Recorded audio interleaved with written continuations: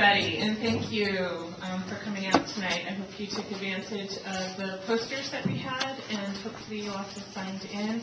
I really need that to be able to make sure that we get information out to people and get their proper contact information. So thank you again for coming out tonight. My name is Stacy Greenlinger. I'm with the U.S. Environmental Protection Agency, and just to want to make sure that everybody picked up a copy of the proposed plan, whether it got mailed to your home or whether you picked one up this evening. We will be referring to it during the presentation tonight, so you might want to have one in hand.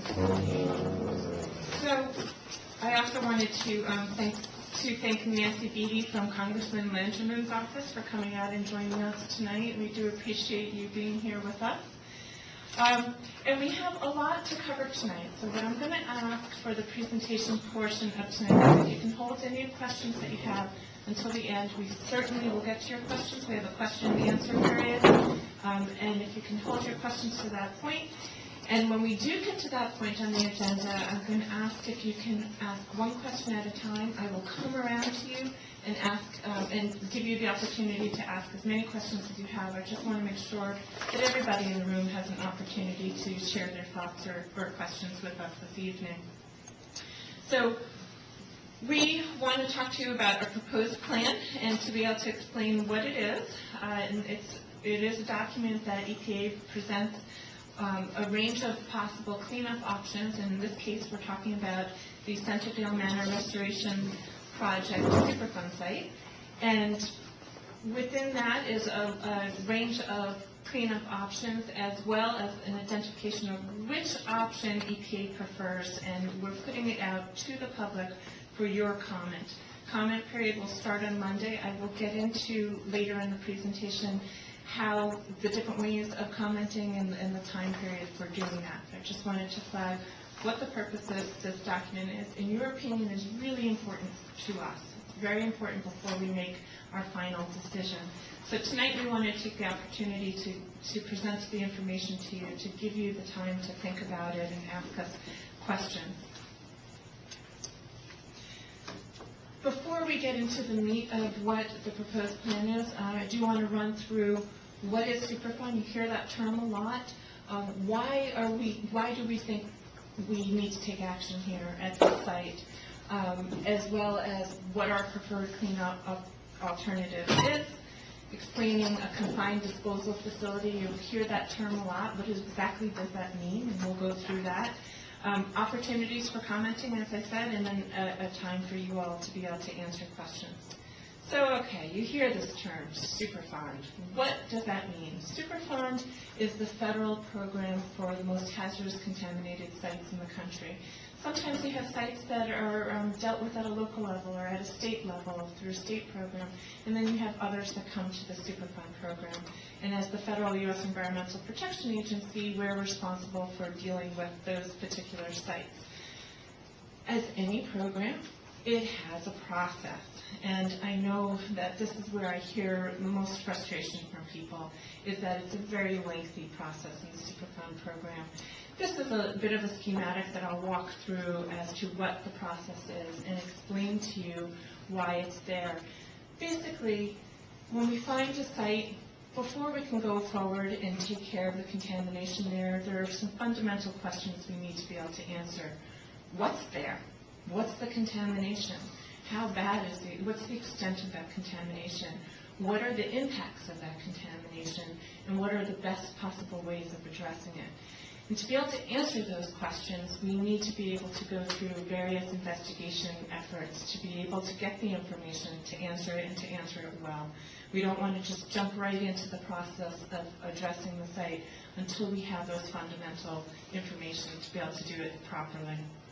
So how do we get it? And why does it take so long? And that's a fair question. When we identify a site, we then figure out what's the best way of dealing with it. Sometimes we just do a short-term cleanup and we're done. We take care of immediate risks and it's a done process and it goes right to the finish line. Other times it goes to a state program or to our brownfields program. And other times we do a combination. We do some short-term cleanups, and then it starts the process of the long-term. And that's actually exactly what happened here. When you went through the poster presentations, hopefully you saw 4 posters that showed the different cleanup efforts that we've done for short-term. And those efforts were designed to take care of immediate risk that were potentially faced by folks in the area. So there have been short-term cleanups, and now we keep doing that. Now we have to figure out how to deal with the long-term. Part of the premise of the Superfund program is that it's based on the thought that the polluter pays.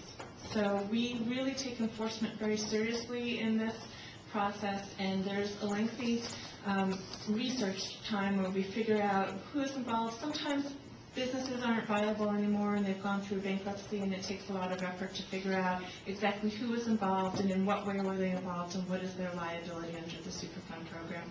Other times it's more straightforward if they're still in business and their participation was pretty clear-cut and obvious.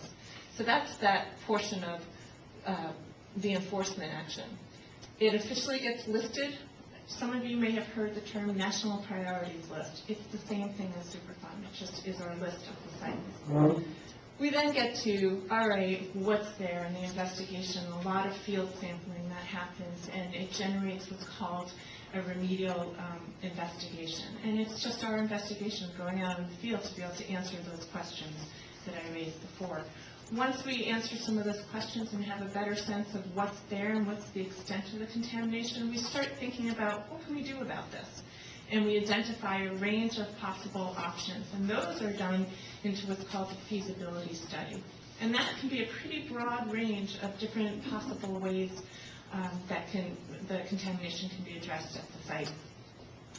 From all of that, you finally get to the point where we are tonight, where it culminates in a proposed plan, where we've narrowed down and eliminated some potential options that didn't work out for whatever reason, and you get to the proposed plan. So when you have the opportunity to read through this, you'll see that there's a range of possibilities within here, and that is from all of the information that we did. Proposed plan goes out for comment, as I mentioned. And you then get to the point where final cleanup decision after the public comment process has occurred. That final cleanup decision is made, but like anything where before you go out to do it, you have to have a good sense of how much effort it's going to take. You need to do design work, basically. If you were going to do work on your house, you would want to get architectural drawings if you're doing an addition to your house. You would want to know what kind of footers do you need, how much is the equipment, what kind of windows, all those type of details that you would do. That takes design work. Same thing here at the site. We need to do design work to be able to get a better handle on it. Sometimes that includes doing some additional sampling as well. So that's where you start doing the design work, and then you get to the point where kind of shovels are in the ground, so to speak. It's a lengthy process. So as I said, we're here. How long does it take to get to that cleanup part? This is not a popular answer. For this site, we're looking at about 5 years from now, and most people say, why? Why is it, are we anticipating approximately 5 years? Well, we don't plan on coming out with a final cleanup decision until this coming September, so it's September 2012. And as I said, it is based on polluter pays. So we need to be able to, once a decision is made, go back to those potentially responsible parties and engage them in negotiations with the hope of having them come to the table for them to do the cleanup. That can take a couple of years. Once you've had those negotiations, then the design work starts. And the design work can take 1 to 2 years. So it's an approximately up to 5 years, and I really want to flag that to people so that people don't walk out thinking, oh great, the agency is going to make a decision and we're going to start getting the river cleaned up. It does, as I said, it's a process and it does take time. I also